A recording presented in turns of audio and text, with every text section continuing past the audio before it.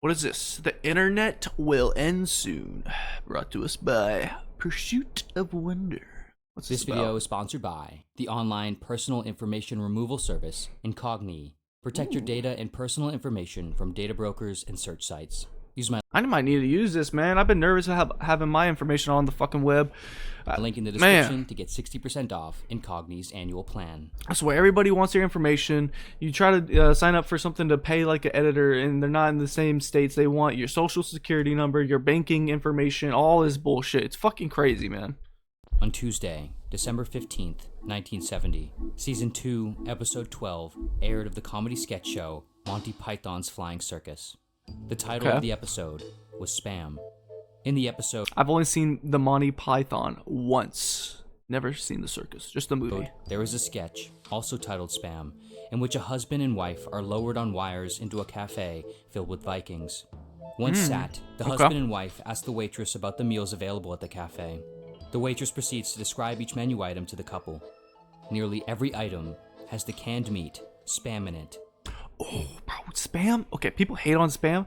That shit slaps, bro. I used to go backpacking every year for a week, well, about 10 days really, in the Colorado wilderness, and bro, when you fry that thing up, you put some cheese on that thing. Ooh, boy, them puppies be slapping. But hey, bro, don't smell the can. Do not smell the can. You can smell it while it's cooking, but do not smell the can. I'm warning you, bro. If you know, you know. That shit's rancid. Some dishes are just Spam with multiple sides of Spam. Spam, Spam, Spam, egg, and Spam. One dish is described as. Bro, egg and Spam might slap. It might slap. Now, if I wasn't starving in the wilderness, would I eat that stuff? Never have. When the woman customer declares that she does not like Spam and she wants a meal without any, the waitress denies her request, and suddenly the Vikings around them begin to sing. Spam, Spam, Spam, Spam. Lovely Spam. Wonderful Spam. The interaction devolves further and further as the Vikings' chants and waitress's screams in support of Spam increase, droning out the conversation into indiscernible absurdity. What the fuck does this have to do with the internet? Then, the sketch essentially ends, and the customer, we can reasonably assume, does not get a meal without Spam in it. That sucks. Although this Monty Python sketch had nothing to do with media or the internet, it would strangely and powerfully foreshadow forthcoming conditions There of we go. media and the internet. Okay. And it would ultimately lead directly to the term spam being used in internet vernacular. Okay.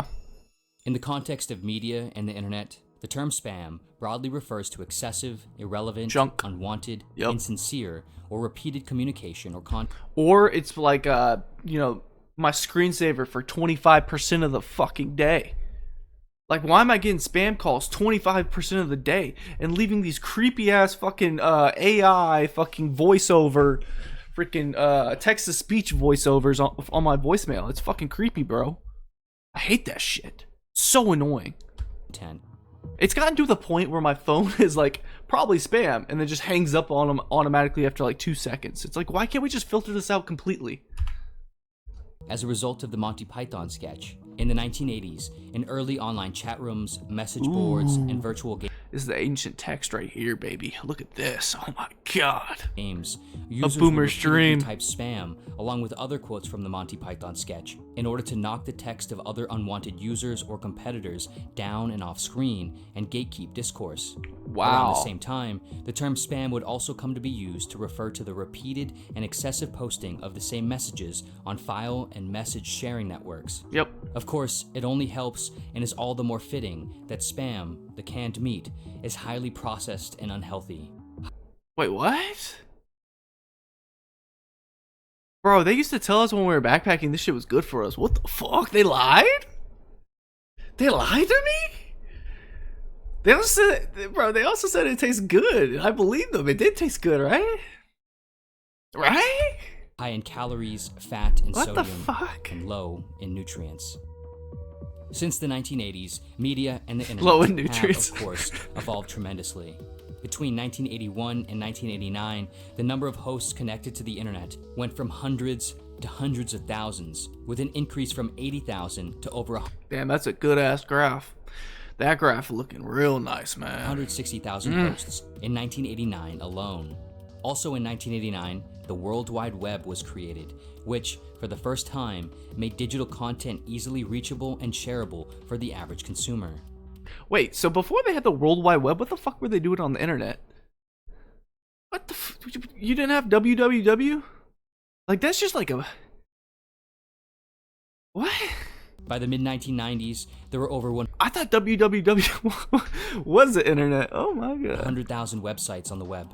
Around 40% of American households owned a computer, Okay. which was just 15% a couple years prior. Suddenly, new opportunities for connection and creativity abounded.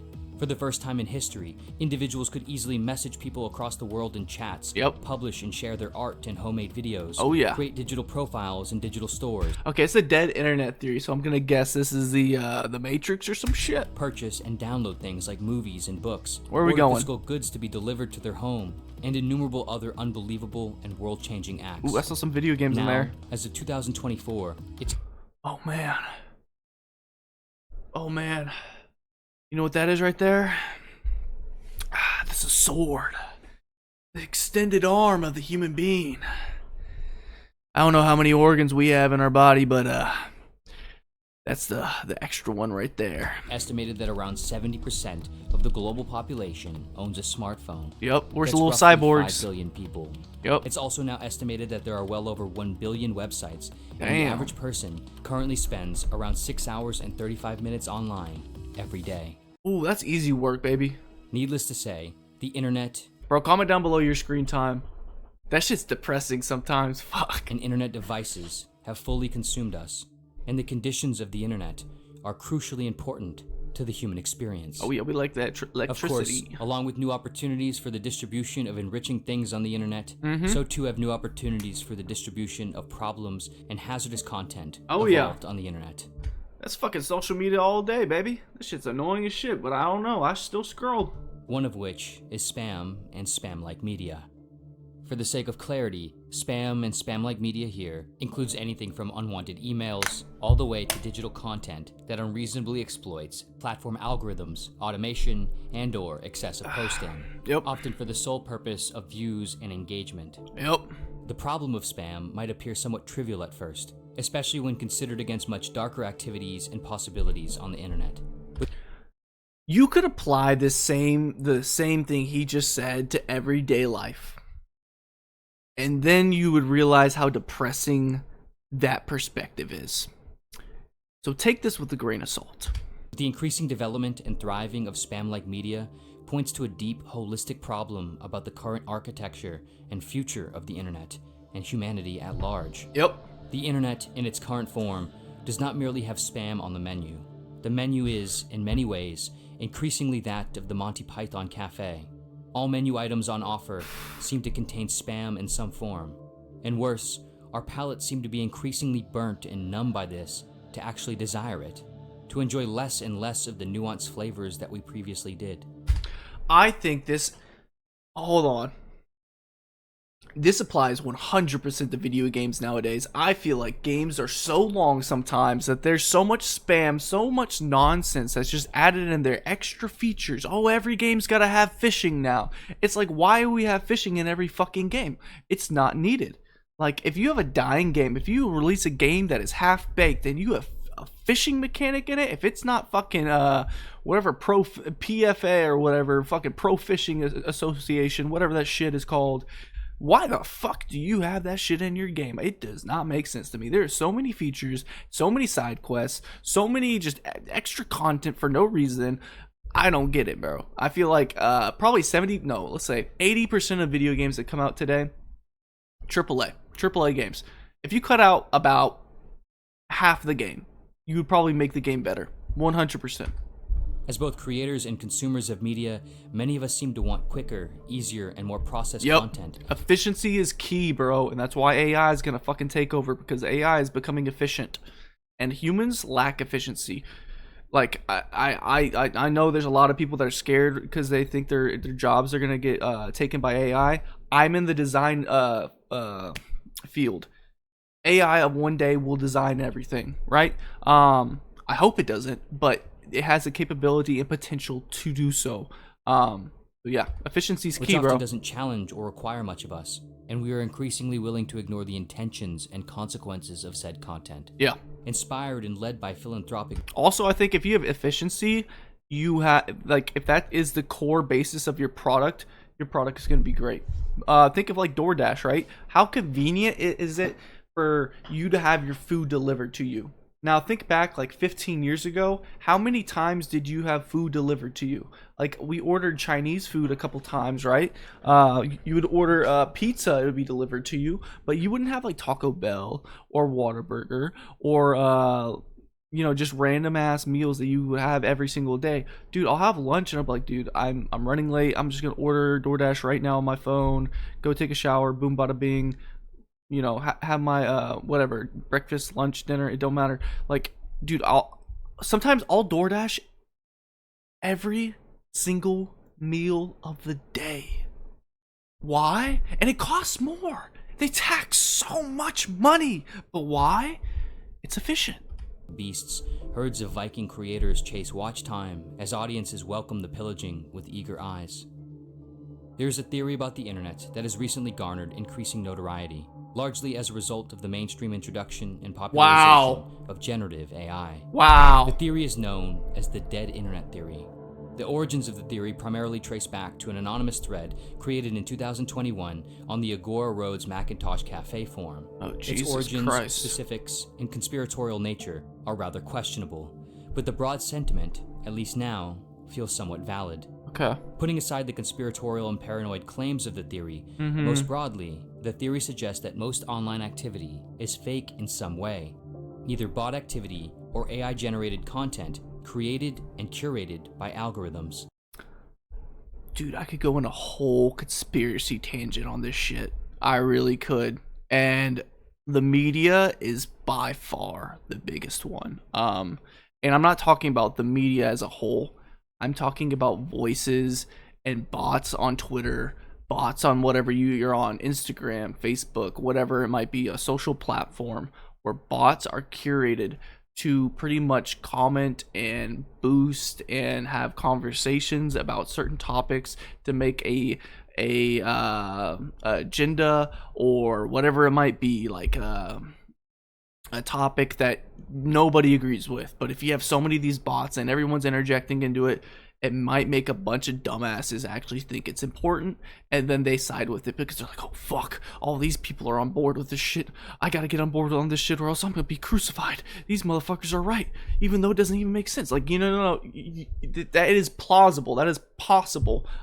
Today, I don't know. Is it? It's a conspiracy for sure. Yeah, unhinged thinking, 100% it is. And that's why I don't like to take ideas and conspiracies and think what is possible and say they're definite. That's what's happening. Because I don't have proof on that. I'm just watching a YouTube video right now. Because of this, according to the theory, the internet, as a source of unbridled human activity and flourishing, died somewhere around the year 2016. Oh, what a year to be alive, bro. Literally. Oh man, that was such a good year. Hey, shout out to the OG5. They probably will never watch these videos, but I love y'all. Bro, such a good year, man. Oh, dude, it was so much fun.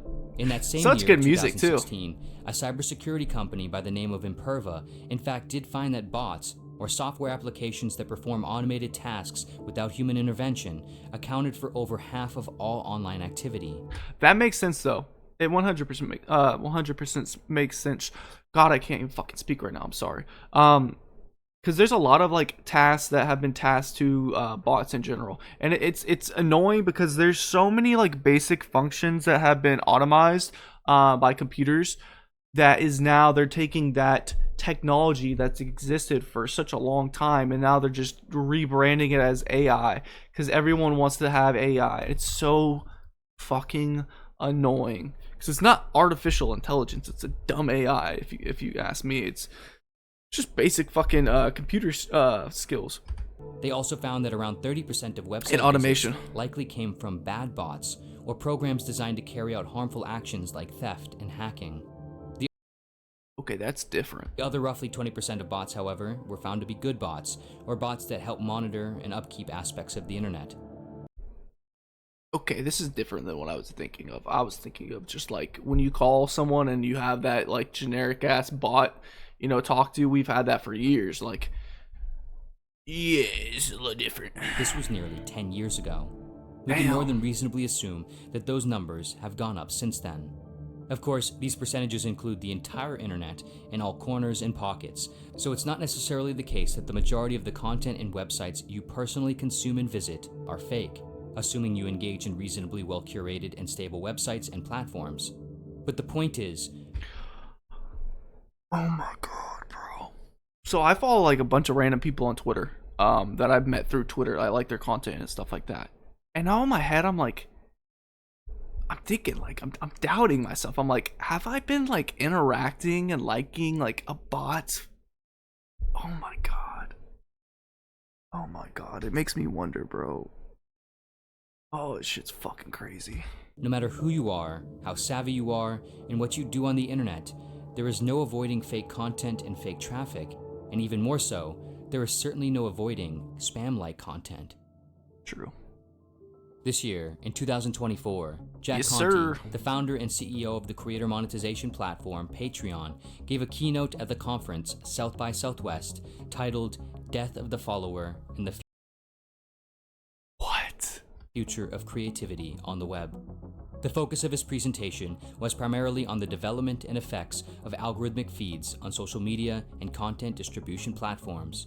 Specifically, Conti's argument is that major platforms like YouTube, Facebook, Instagram, and TikTok have moved primarily into algorithmic ranking-based content distribution feeds and away from follow-based feeds. Yep. In other words, internet content is distributed based on... This is so prevalent on X, and it fucking drives me crazy because you have two separate tabs, and which I like. It's like your following and then for you, right? And your for you is the algorithm pushing everything they think you want to see to you, which is cool in a way. But it also takes away from the aspect of like, I want to follow this person directly because I want to see what they're up to.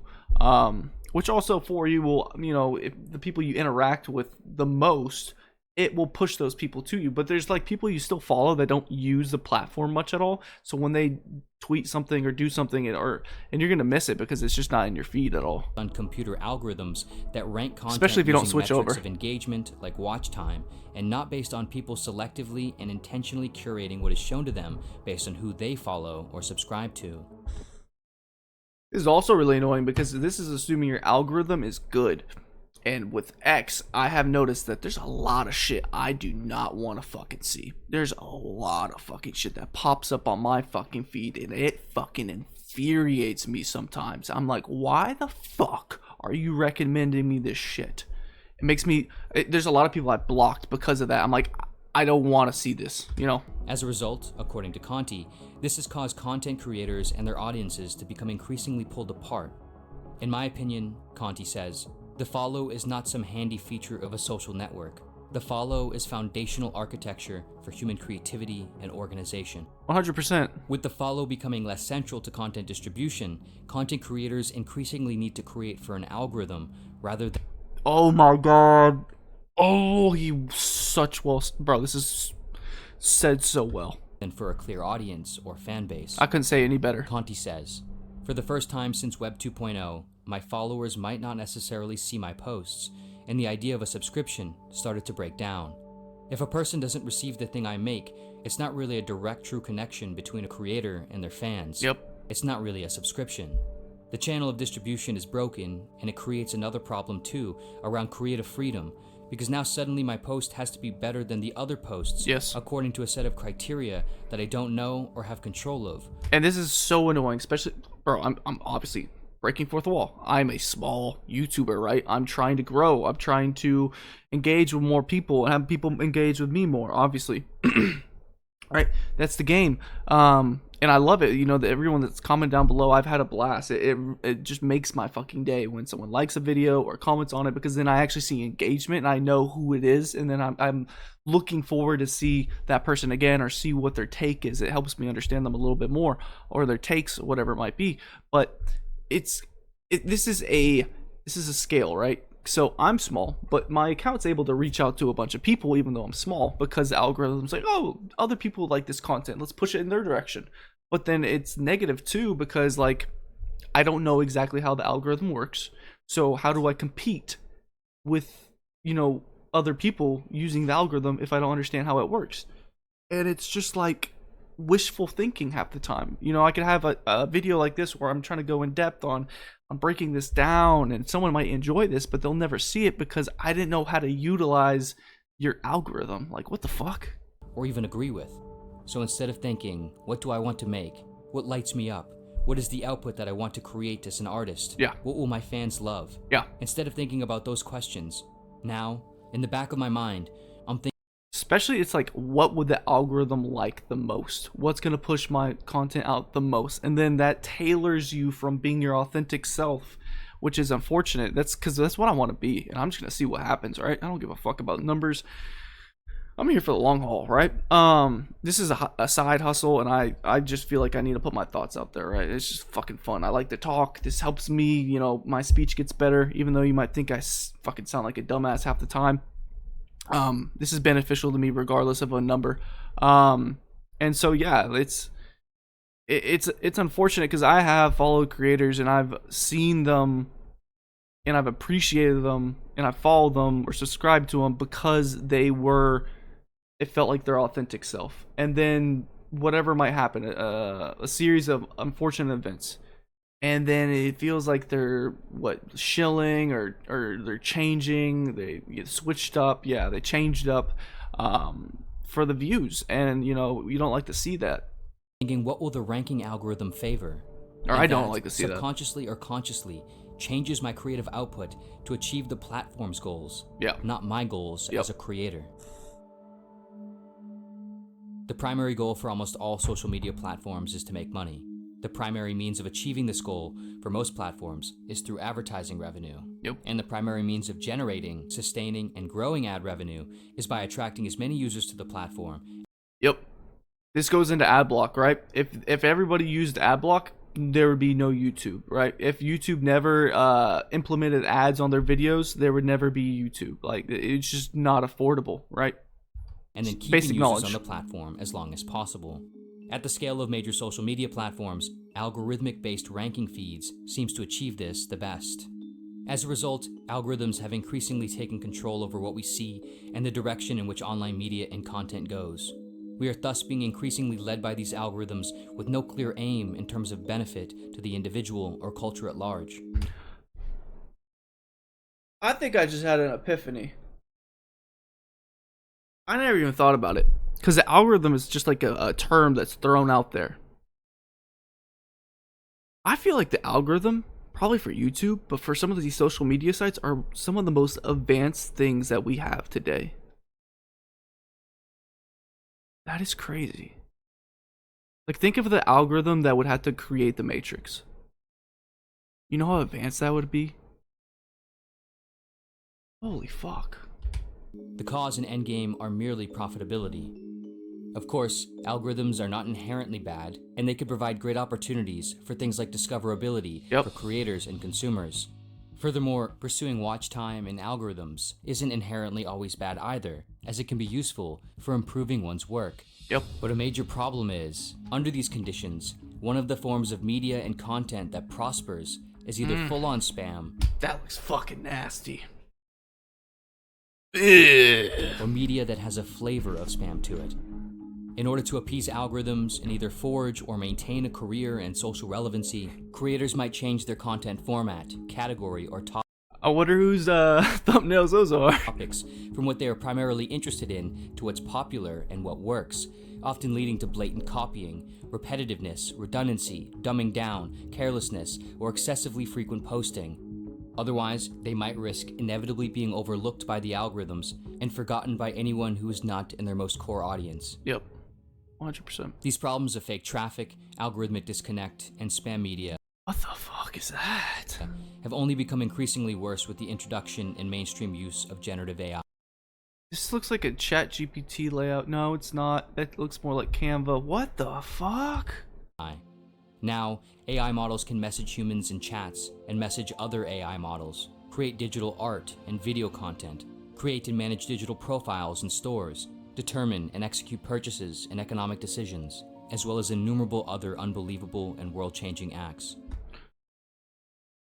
The next phone that introduces a phone-based AI built into it, like, say you have a Chat GPT phone, but Siri's replaced with Chat GPT. That is going to be the next, one of the biggest successful phones.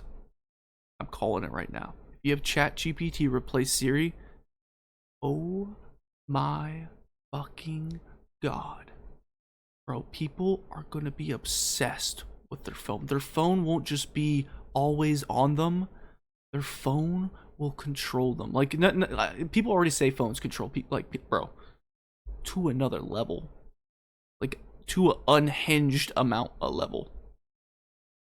But now, humans are less and And this isn't a matter of if. This is when. less involved. 100%. Hence, the internet is, at least in the way it once was, dead. In its wake, a new sort of internet is emerging. What this new form will ultimately become, how it will feel, what help and harm, positives and negatives it might cause, will only be known in time. So realistically, we use the internet to help us, right? Will it get to a point where the internet is using us to help them? That is the big if. Because I don't know if it'll ever get there. But that's what the sci-fi stories are made of. You know, Skynet, you know, all those, you know, really scary if you really think about it, future possibilities. Because we are entering that age. Yeah. But what does appear to be certain is that AI is only going to get better, and the problems of disconnection, fakeness, and spam-like media are only going to get worse. Genie's out of the bottle. Of course, generative AI is not all bad, Nope. and there are countless great applications. I use AI.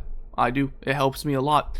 It's way more efficient than Siri, that's for sure. And it helps with so many tasks. It does coding. I know a lot of coders that the expectation is that it will replace their job, but it doesn't. It just, instead of having like 3 coders, now you have 1 coder, and they have to utilize the AI to do all the job, you know, the work of the 2 people it replaced.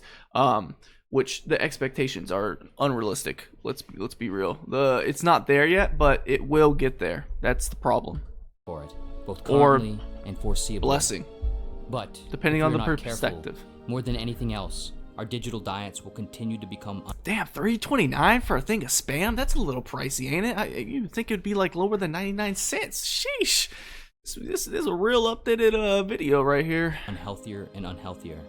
It will be That's a gallon of gas, man. increasingly Damn. difficult to hear and make sense of anything, to want to hear and make sense of anything, to find and get what we want to order.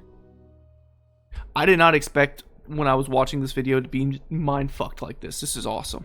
It is not hopeless though. Hopefully, in time, Hell yeah. there will be reasonable regulations around AI and internet media.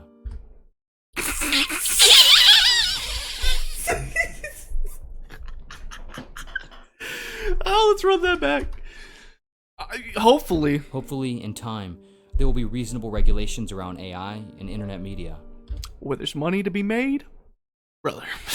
There's a way. Hopefully, new technologies will also help mitigate against some of the existing and forthcoming problems and execute effectively on reasonable policies and cultural expectations. Hell yeah. If history is to be considered, it seems that That's kind of sketchy though, because humans have such a, you know, what's the word?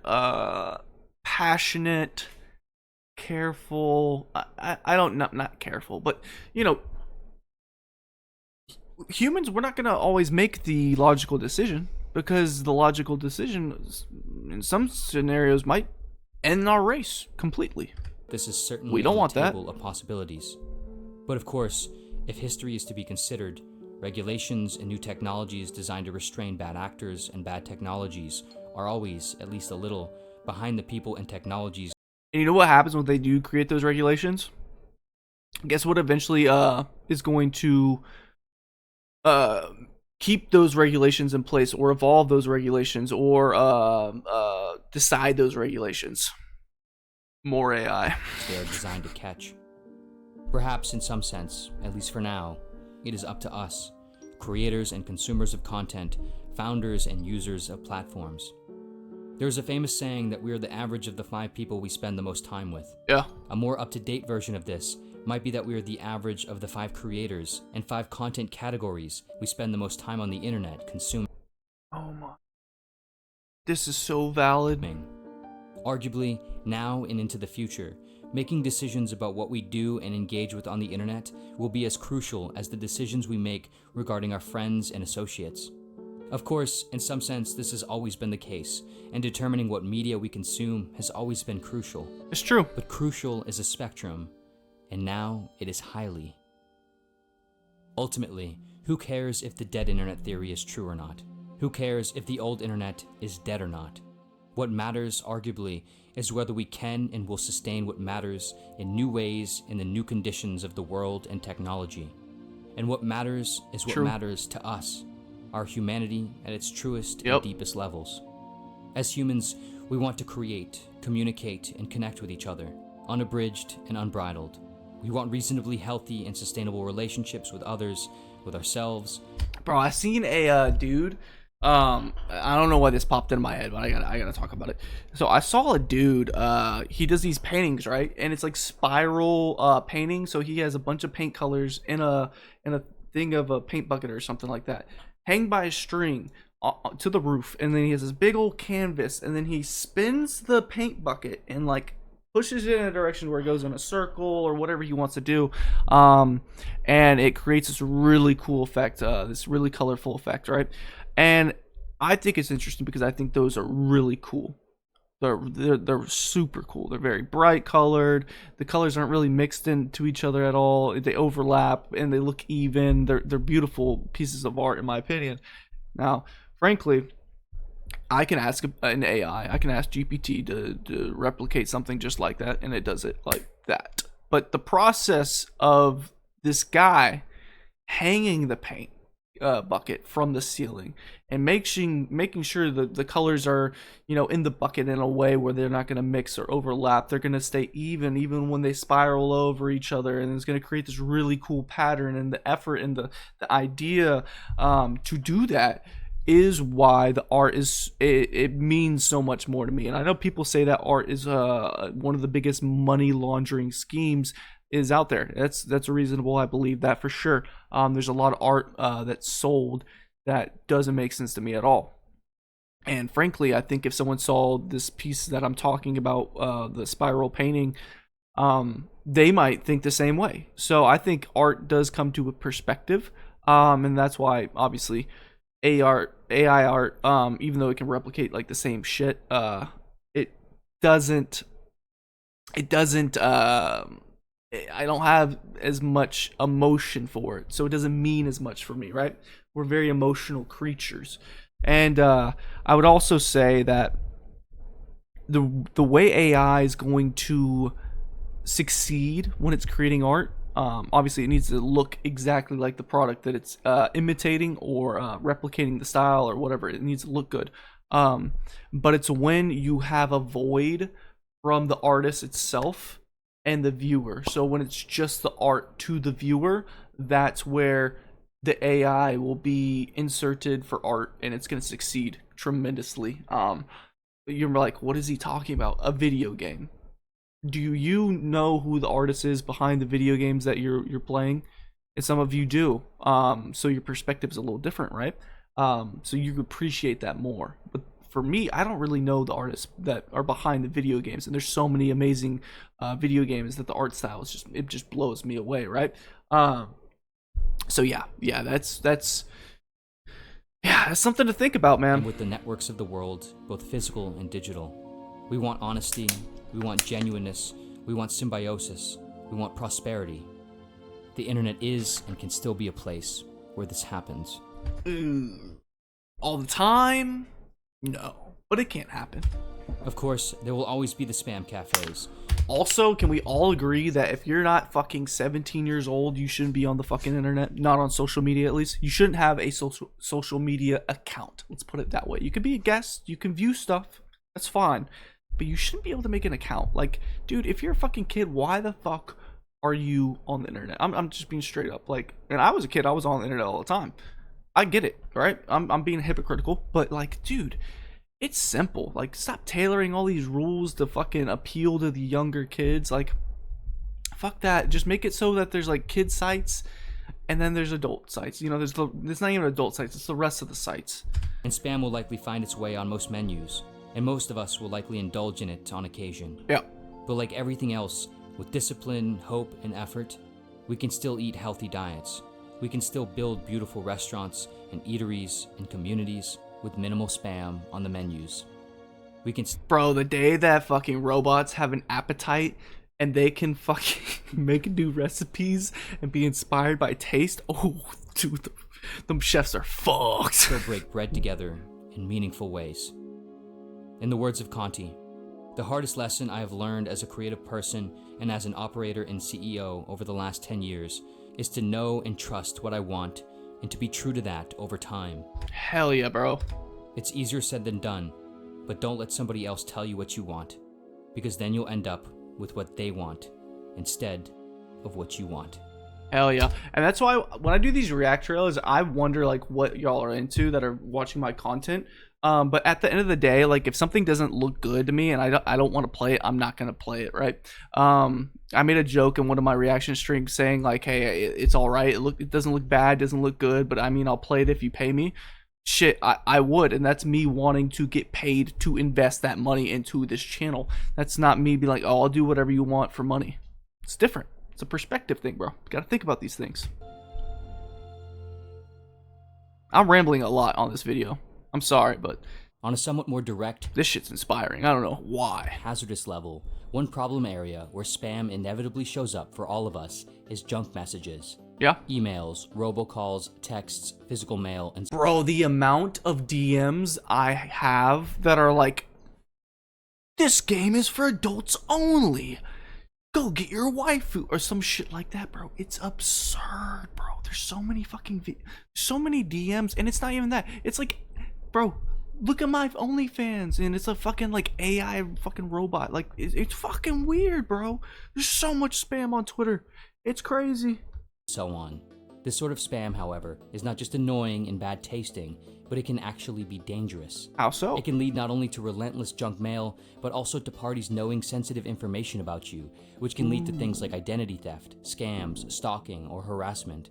That's why this video sponsor, Incogni, a personal information removal Double service, tap, baby, is just like such a Zombieland. Gotta hit fantastic that fit bitch for this twice. video, Pow, pow. and such a fantastic service in general.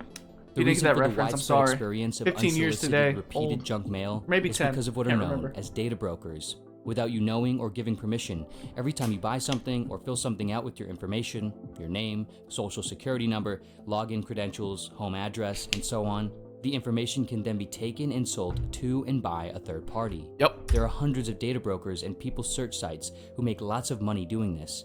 They harvest and collect your data, not to sell things to you, but to sell you to others. In the last few years, I've personally noticed a huge increase in scam-like texts, as well as an email inbox that is nearly impossible to sift through. The good news, legally, you have the right to stop this and have all your information removed from these sites. The bad news, it's essentially impossible to do this on your own. The better good news, Incogni makes it not only possible, but easy for you. All you have to do is go through a short sign-up process, give Incogni permission to work on your behalf, and then they immediately locate and reach out to these brokers and sites and get your information removed. As you might imagine, getting your information removed once might not last forever and might not be a smooth process, but with Incogni's annual plan, they continue to automatically follow up to ensure that your information not only gets removed, but stays removed. You can then track Incogni's progress right on their dashboard as cool. you watch these companies inevitably lose. Click my link in the description. That's or go actually to satisfying. Incogni.com/pursuit I might actually of try wonder, this out. and you'll get 60% off Incogni's annual plan. Oh And man, of I gotta course, pay a whole as year. always, Oof. thank you so much for I don't know watching in about that. general, and see you That's next like a video. 1 month thing, you know? Get all my information removed and be done with it. Dude, this video went so fucking hard. There was no fucking reason for this video to go this hard. I'm saying it again, Pursuit of Wonder, earn himself a sub because this video went crazy. It came out September 24th, not that long ago. It's already got 1+ mil.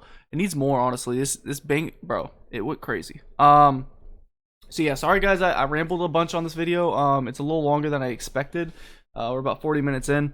But I might have said something that triggered you. That's cool. Let me know your take on it. Let me know your perspective on it. But this is really, really interesting. I love videos like this. I love conspiracy theories. I know he didn't really go into a huge conspiracy theory, really. But it got my mind, the rusty old gears in my head cranking away and thinking of my own. So, yeah. One comment I do want to look at, I replied to, where'd it go? It's like we have already arrived at the dystopian future described in sci-fi books. Wow. I was thinking this exactly, like, throughout this whole process. I referenced a couple sci-fis. So, and it's really interesting how sci-fis have kind of projected and inspired a lot of things that we have today, which is really, really interesting. So yeah, this is the video. This is the reaction. I hope you enjoyed it. There's the guy's information again. Go give him a follow. Let him know the ether sent you. Go give him a like for sure if you enjoyed this video. So yeah, I'll see you guys in the next one. Deuces.